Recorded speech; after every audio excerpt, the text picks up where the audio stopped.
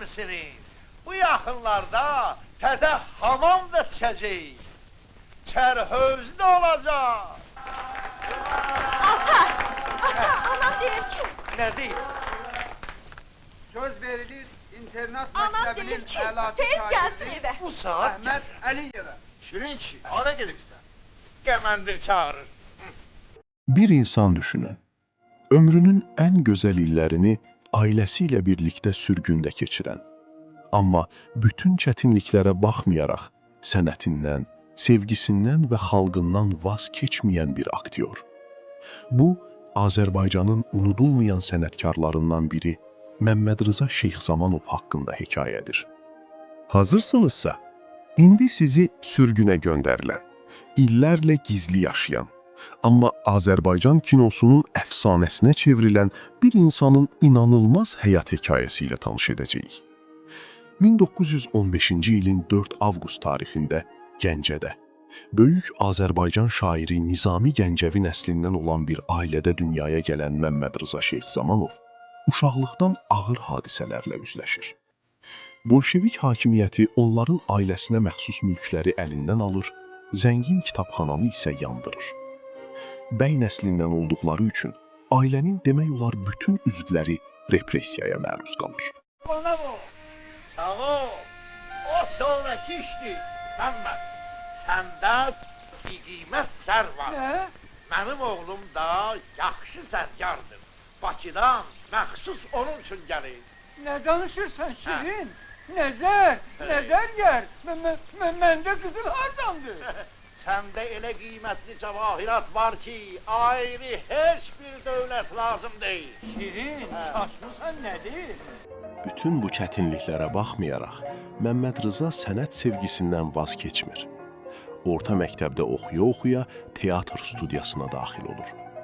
Gənc yaşlarından səhnəyə böyük maraq göstərən aktyor 1934-cü ildə Gəncə Dövlət Dram Teatrına dəvət edilir və burada sənət həyatına başlayır. Həmin illərdə onun həyatında başqa bir gözəl hadisə də baş verir. Məmməd Rıza Şeyxzamanov qonşuları olan Nigar xanıma aşiq olur. Bu sevgi qısa zamanda böyük bir ailənin təməlini qoyur. Cütlük 1938-ci ildə ailə qurur. Bir il sonra isə onların qız övladı dünyaya gəlir. Üzük qızın parmağında. İndik iş belədir. Əhməd bilməlidir ya yox. Evlənən odur, siz deyilsiniz ki. Əhməd yaxşı bilir ki, hələ uşaqlıqdan bu qızla deyişlidir. Niyə gülürsən? Adətimiz belədir. Amma xoşbəxt günlər çox uzun çəkmir. O dövrdə türkçülük ideyalarına görə bir çox insanlar təqib edilirdi. Məmməd Rıza Şeyxzamanovun da Qazaxstana sürgün ediləcəyi gözlənilirdi. Aktyor ailəsinin də onunla birlikdə əziyyət çəkməsini istəmirdi. Buna görə həyat yoldaşı Nigar xanıma boşanmağı təklif edir. Lakin Nigar xanım ərini tək qoymur. Sürgündən əvvəl Nigar xanımı KGB-yə çağıraraq ondan həyat yoldaşından imtina etməsini istəyirlər. Amma o, bütün təzyiqlərə baxmayaraq geri çəkilmir və həyat yoldaşı ilə birlikdə sürgünə getməyə razı olur. Beləliklə, Məmməd Rıza Şeyxzamanov ailəsi ilə birlikdə Qazaxstana sürgün edilir. Onlar həyatlarının düz 7 ilini ağır şəraitdə, doğma vətəndən uzaqda keçirməli olurlar.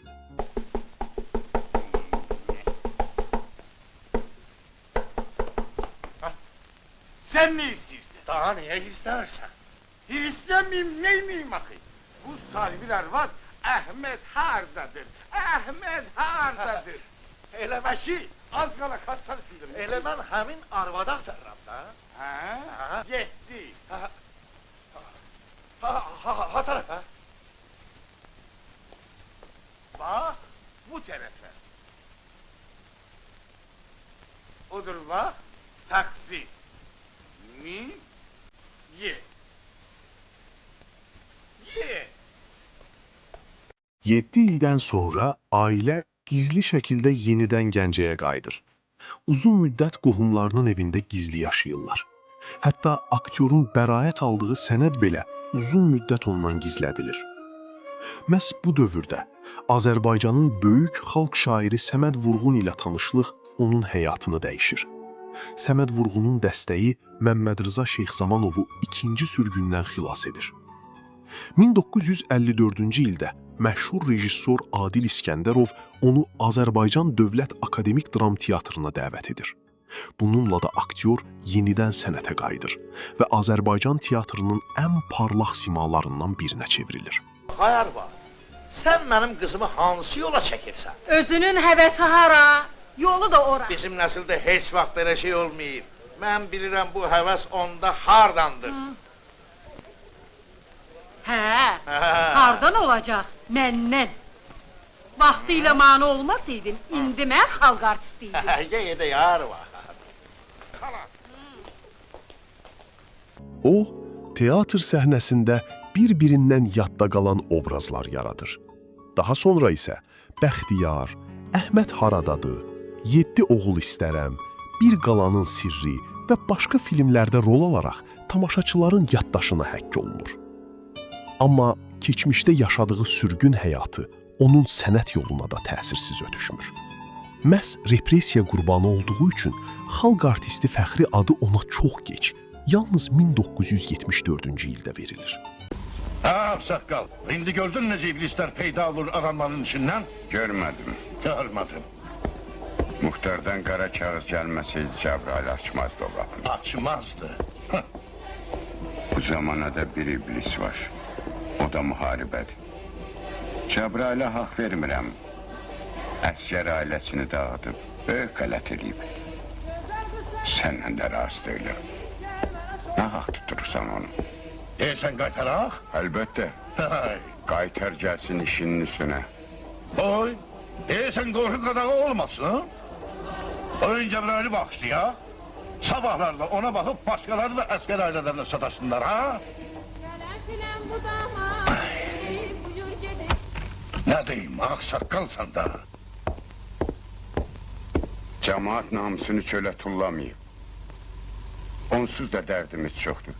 Bir dərd də sən qoyma üstünə. İnşallah qələbə çalarıq, müharibə qurtarar, hər şey düşər öz yoluna. Oy, MS budur gəlib dirənib mazlığa, talihimiz tükdən asılıdır. Babadanlıqdan danışır. İnamını itirmə qurban. Heç vaxt inamını itirmə.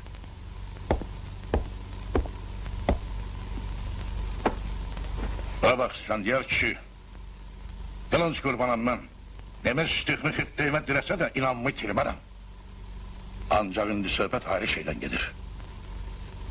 O nə tər qələb olar ki, qızıl əskər cəbhədən qayıdıb arvadını başqasının qucağında görər.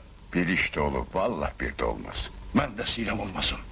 Bax, elə ona görə də Cəbrail qayıtmayacaq, vəssalam.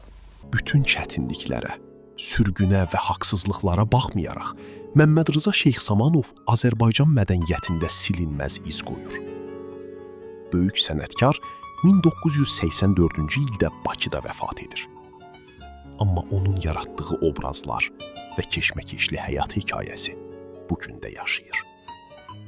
Belə hekayələrin davamı üçün kanala abunə olmağı unutmayın.